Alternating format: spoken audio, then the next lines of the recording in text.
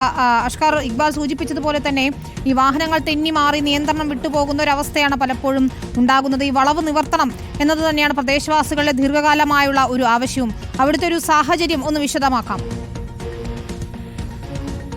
ഞാൻ ഈ നിൽക്കുന്ന സ്ഥലത്താണ് ഇന്നലെ ഇത്തരത്തിൽ ഈ ലോറി മറിഞ്ഞ അപകടമുണ്ടാകുന്നത്. ഈ പാലക്കാട് ഭാഗത്തു നിന്നും വരുന്ന ലോറി, ആ ലോറിൻ്റെ ക്യാബിനിലേക്ക് മണ്ണാർക്കാട് ഭാഗത്തു നിന്നും വരുന്ന ഒരു ലോറിയുടെ പിൻഭാഗം അത് തെന്നി മാറി വന്ന അതിന് ക്യാബിനിൽ തട്ടിയതോടെയാണ് ഈ ലോറി ഇത്തരത്തിൽ ദാരുണമായി തന്നെ വിദ്യാർത്ഥികളുടെ മുകളിലേക്ക് മറിയുന്ന ഒരു സാഹചര്യമുണ്ട്. അതിപ്പോൾ ഇവിടെ KSEBിയുടെ ഉദ്യോഗസ്ഥർ അറ്റകുറ്റപ്പണി നടത്തിക്കൊണ്ടിരിക്കുകയാണ്. ഇന്നലെ ഈ ലോറി മറിഞ്ഞ ഇവിടുത്തെ വൈദ്യുതി ബന്ധമൊക്കെ തന്നെ താറുമാറായിരുന്നു. അത്തരത്തിൽ വൈദ്യുതി ബന്ധം പുനഃസ്ഥാപിക്കുന്നതിന് വേണ്ടി വലിയ രീതിയിൽ നിർമ്മാണ പ്രവർത്തനം നടത്തിക്കൊണ്ടിരിക്കുകയാണ്.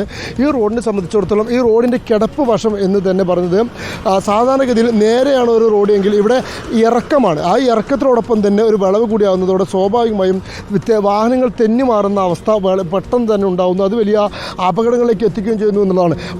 പല വാഹനങ്ങൾ അമിത വേഗത്തിൽ പോകുന്ന വാഹനം കൂടി ഇപ്പോൾ നമുക്കൊരു ദൃശ്യത്തിൽ കാണാം. ഒരു ടാങ്കർ ലോറി പോകുന്നത് നമുക്ക് കാണാൻ കഴിയും. പക്ഷേ അതിന് നിശ്ചയിച്ച വഴിയിലൂടെയല്ല, അല്ലെങ്കിൽ അത്തരത്തിൽ കൃത്യമായ മാനദണ്ഡം പാലിച്ചല്ല ആ ടാങ്കർ ലോറി പോകുന്നത്. സമാനമായ രീതിയിൽ തന്നെ ഇത്തരത്തിൽ കാരണം കൃത്യമായൊരു അടയാളമില്ല. അവിടുത്തെ വരകളൊക്കെ തന്നെ, ഇല്ലെങ്കിൽ അവിടെ അപകടത്തിൻ്റെ ഭാഗമായി നിശ്ചയിച്ച് വെച്ചിരുന്ന വരകളും അതുപോലെ തന്നെ സിഗ്നലുകളൊക്കെ തന്നെ മാഞ്ഞു പോയിരിക്കുന്ന ഒരു സാഹചര്യമാണുള്ളത്. ഇത്തരത്തിലുള്ളൊരു സാഹചര്യം തന്നെയാണ് യഥാർത്ഥത്തിൽ ഇവിടെ ദുരന്തത്തിന് കാരണമാകുന്നതും. ഇപ്പോൾ ഒരുപാട് തവണ ഇവിടെ പ്രതിഷേധങ്ങൾ ഉണ്ടായതാണല്ലോ, ഇപ്പോഴും ഒരു മാറ്റം ഉണ്ടായില്ല. ഇപ്പോൾ 4 ആളുകൾ ജീവൻ നഷ്ടമായി. അതുതന്നെയാണ് പറയുന്നത്. എത്ര വർഷങ്ങളായി, കഴിഞ്ഞ 3-4 വർഷങ്ങളായിട്ട് അപകടം തുടർക്കഥയാണ്. ഞങ്ങൾ ഒരുപാട് പേരെ ഇന്നലെ ഒരു കുട്ടിയുടെ അവസാന ശ്വാസം കണ്ടിരുന്ന ആളെന്ന നിലയ്ക്ക് പറയുകയാണ്. ഇതൊന്ന് അറുതി വരുത്തണം, ഈ അപകടങ്ങളൊന്നും ഇല്ലാതാവണം.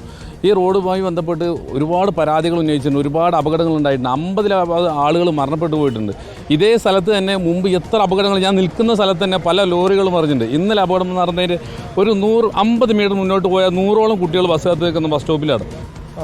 വല്ലാത്തൊരു മാനസികാവസ്ഥയിലേക്ക് ഇവിടെയുള്ള ഈ വീട്ടുകാർ പോലും എത്തിയിരിക്കുന്നു എന്നുള്ളത്. കാരണം ആ വാഹനം മറിയുന്നതിൻ്റെ ശബ്ദങ്ങളൊക്കെ കേട്ട് അത്തരത്തിൽ വാഹനം മറിഞ്ഞു എന്നൊരു സംശയം തോന്നി രാത്രികളിൽ വീടിന് പുറത്തേക്ക് ഇറങ്ങി നോക്കേണ്ടി വരുന്ന അവസ്ഥ. ആ ഒരു മാനസികാഘാതത്തിലേക്ക് വീടുകളെ പോലും ചെന്നെത്തിച്ചു. അത്രയേറെ അപകടങ്ങളാണ് ഇവിടെ ഉണ്ടാകുന്നത്. എന്നിട്ട് പോലും എന്തുകൊണ്ടാണ് അധികാരി വർഗം അതിലൊരു ശാശ്വത പരിഹാരം കണ്ടില്ല എന്നുള്ളതാണ് ഇപ്പോഴും ഉയരുന്ന ചോദ്യം. അതിനുകൂടിയാണ് മറുപടി കണ്ടെത്തേണ്ടതും.